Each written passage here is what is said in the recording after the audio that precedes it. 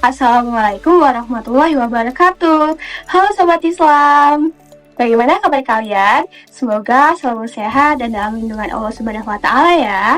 Pada video pembelajaran kali ini, kita akan belajar tentang hidup berkah dengan ekonomi Islam. Namun, kita akan lebih fokus pada sebab syirkah. Nah, sebelum materi ini kita mulai, alangkah baiknya kita membaca basmalah terlebih dahulu. Bismillahirrahmanirrahim. Semoga dengan membaca basmalah tadi, Allah senantiasa memberikan kemudahan kepada kita semua dalam menuntut ilmu. Nah, sebelumnya teman-teman udah pada tahu belum nih apa itu syirkah? Belum. Ya udah, sini aku jelasin. Syirkah menurut bahasa adalah ikhtilat atau pembauran. Adapun secara istilah, syirkah adalah perserikatan antara dua orang atau lebih yang didorong oleh kesadaran untuk mencari keuntungan. Nah, para ahli fikih sepakat bahwa syirkah adalah perjanjian antara dua orang atau lebih untuk menjalankan suatu usaha demi tercapai keuntungan bersama. Nah, kedua belah pihak ini bisa perseorangan, suatu badan hukum, maupun perusahaan. Syirkah dalam Islam hukumnya adalah diperbolehkan atau mubah. Sementara dalilnya terdapat pada surah Shad ayat ke-24 yang berbunyi, A'udzu billahi minasyaitonir rajim. Bismillahirrahmanirrahim. Wa inna katsiran minal khulata'i la yabghi ba'duhum 'ala ba'din illa alladzina amanu wa 'amilus shalihati wa qalilum ma hum. Yang artinya, dan sesungguhnya kebanyakan dari orang-orang yang berserikat itu sebagian mereka berbuat zalim kepada sebagian yang lain, kecuali orang-orang yang beriman dan mengerjakan amal soleh, dan amat sedikitlah mereka itu. Sementara Rasulullah SAW bersabda dari Abu Hurairah radhiyallahu anhu, yang berkata, Rasulullah SAW bersabda, Allah Subhanahu wa Ta'ala berfirman, Aku adalah pihak ketiga dari dua orang yang berserikat itu, selama salah satu di antara mereka tidak berkhianat kepada saudaranya. Apabila di antara mereka ada yang berkhianat, maka aku akan keluar dari mereka. Hadis riwayat Abu Dawud dan Hakim. Baiklah, rukun-rukun syirkah adalah yang pertama syikas atau lafal akad, kedua orang yang bersyarikat, dan ketiga adanya objek akad atau pokok modal yang disepakati. Lalu apa saja syarat-syarat syirkah? Yang pertama yaitu syikat lafal, yaitu kalimat akad perjanjian dengan syarat mengandung arti izin untuk membelanjakan barang syarikat. Lalu kedua, orang atau anggota yang bersyarikat harus memenuhi syarat-syarat seperti berakal sehat, balik, merdeka, dan tidak dipaksa. Lalu yang ketiga, pokok modal yang disepakati disyaratkan. Yang pertama, modal berupa uang atau barang yang dapat ditimbang atau ditakar.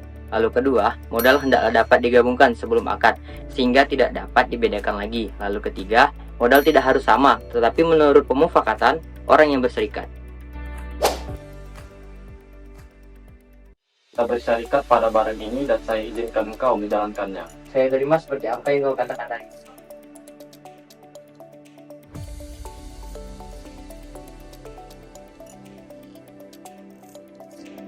Selanjutnya, macam-macam syirkah. Syirkah dibagi menjadi beberapa jenis, yaitu syirkah inan, syirkah wujud, syirkah abdan, dan syirkah mufawadoh.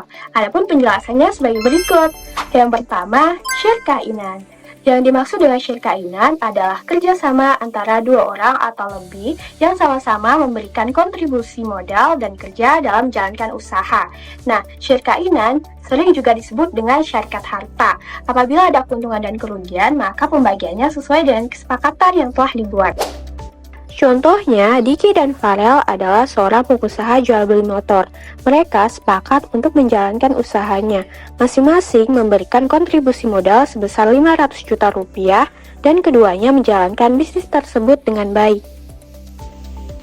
Yang kedua adalah syirkah wujud. Syirkah wujud adalah kerjasama antara dua orang atau lebih yang membeli sesuatu tanpa memiliki modal, hanya berpegang kepada nama baik dan kepercayaan pedagang.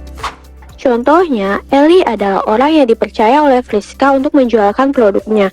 Untuk pembayarannya setelah barang laku dijual dan keuntungan dibagi dua, sedangkan harga pokoknya dikembalikan kepada Friska si pemilik produk tersebut.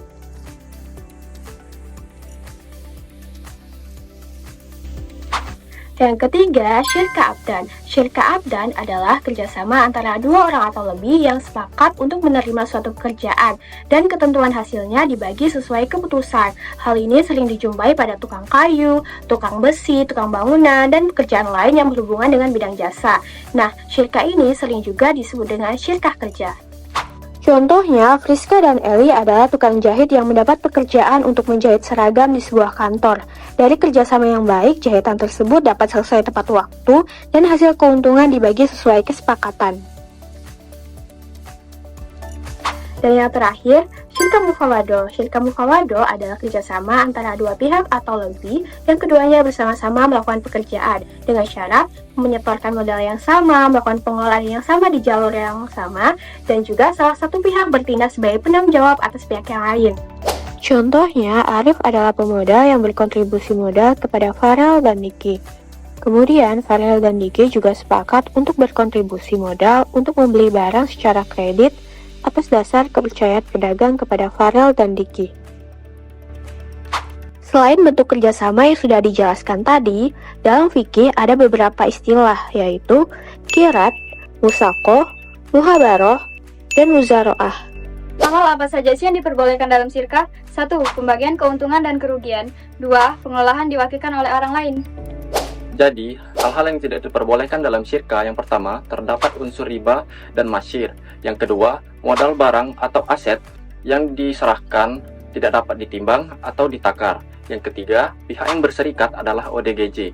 Dan yang keempat, harta atau benda yang dikelola adalah barang haram dan tidak bermanfaat.